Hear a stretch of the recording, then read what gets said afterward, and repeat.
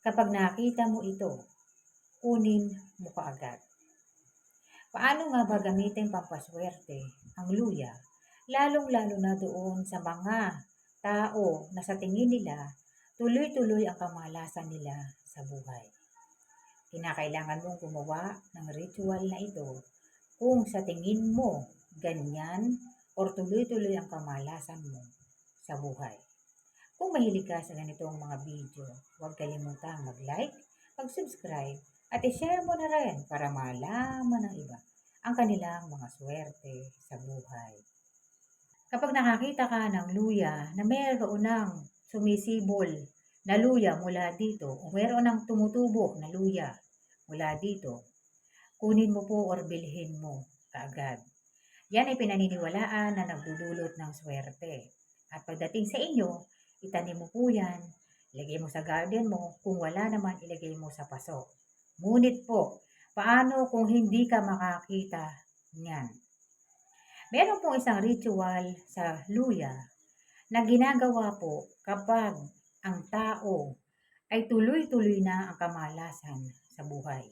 Ang ibig sabihin, pakiramdam ng tao na yun, tuloy-tuloy na ang pag-drain ng wealth niya, tuloy-tuloy na ang kamalasan, hindi na nagbago.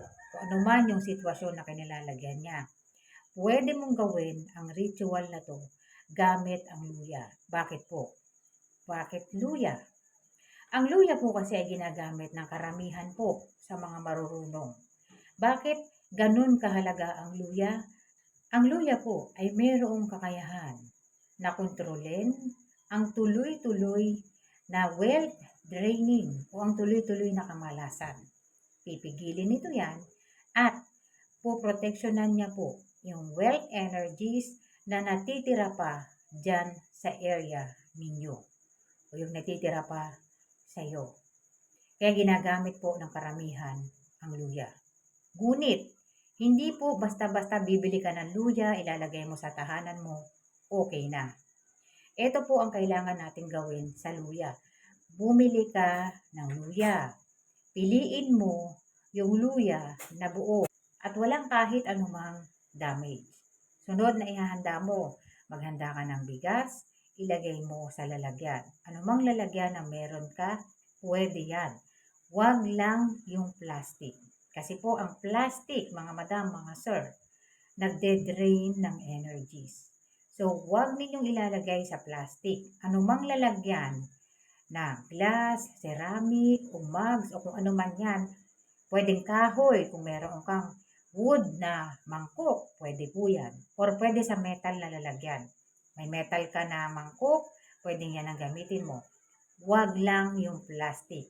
Kasi papahinain niya yung ritual na meron ka o yung ginagawa mong ritual. Sunod po, kinakailangan din na maglagay ng coins po. Ito po ay Chinese coins na mayroong nakatali na red ribbon.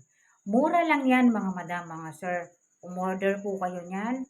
Kinakailangan natin dito yung coins na mayroong mga wealth mantra o mayroong mga syllable na pwedeng mag-enhance sa ritual na gagawin natin sa luya. Okay? So, umorder po kayo ng coins. Murang-mura lang yan mga madam, mga sir. Makakatulong sa atin lahat yan. Okay? Sunod. Kapag naihanda mo na po yan, unang-una mong gagawin ay maglalagay ka ng 3 kutsarang bigas sa lalagyan na napili mo. Sunod na ilalagay ay ang luya, ipapatong mo sa ibabaw, at yung coins. Kailangan po yung coins na nabili mo, ipatong mo rin. At yan ay ilalagay mo sa area sa tahanan mo.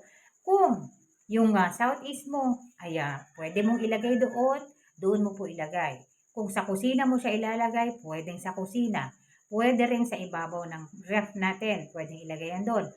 Or kung saang area man, sa loob po ha, sa loob ng bahay yan ilalagay.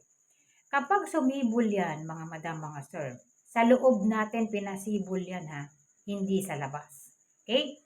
Ngayon, kapag dumating yung time na sumibol siya, yung pampaswerte mo na yan, ay ililipat mo na sa paso.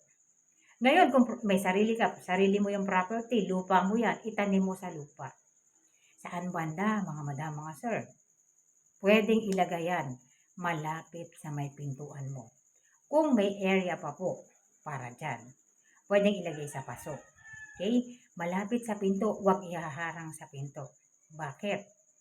Lahat ng pumapasok na energy sa tahanan natin, mapaswerte o mapamalas man, papasok talaga yan. Ngayon, kaya inilalagay ang luya dyan na nilagyan ng ritual para kontrahen, i-cure lahat ng mga enerhiya na yun. At ang papapasukin lamang niya ay ang wealth energies. Kaya napuputol yung kamalasan kung sakali man na minamalas yung isang tao or nagkakaroon ng hindi magandang sitwasyon. Kapag sumibol po yung luya. Merong mga nagko-comment dito na yung luya nila sumibol na mula sa ibang ritual na ginawa natin. Yan ay nangangahulugan po na may mga wealth energies sa area mo, mapapakinabangan mo yan. Ang ritual na ito ay ginagawa po kapag tuloy-tuloy na talaga yung kamalasan sa buhay. Sapagkat ang luya po kasi, mga madam, mga sir, kahit na gaano pa man ito katagal dyan sa pinaglalagyan ninyo, hindi yan nagdudulot ng wealth draining o hindi siya nagdudulot ng stagnant energies. May mga pampaswerte po kasi na may downside na kapag tumagal siya dyan, nagdudulot na siya ng stagnant energies. So, isa to sa magandang gamitin, mga madam, mga sir. Lalo na kung nagnanais ka na tuloy-tuloy at hindi mo alalahanin yung pagkakaroon ng stagnant energies. So, ilan lamang po ito sa mga pupwede ninyong gawin. Lalo na kung sa tingin ninyo tuloy-tuloy na talaga yung ano man yung hindi magandang sitwasyon or kamalasan sa buhay at hindi niyo alam saan nagmumula yan. Kasi karaniwan po sa atin tinitingnan natin ang paligid natin. Kaya lang may mga hindi tayo nakikita. So kapag ganun na ang sitwasyon na hindi mo alam kung saan nagmumula, luya ang gamitin mo para po mapigil yan at hindi na ito tuloy-tuloy pa na lumago. Okay? So maraming salamat po sa panonood. Kung may tanong po kayo, comment lang po. Kapag yan po ay aking nabasa, yan po ay aking sasagutin.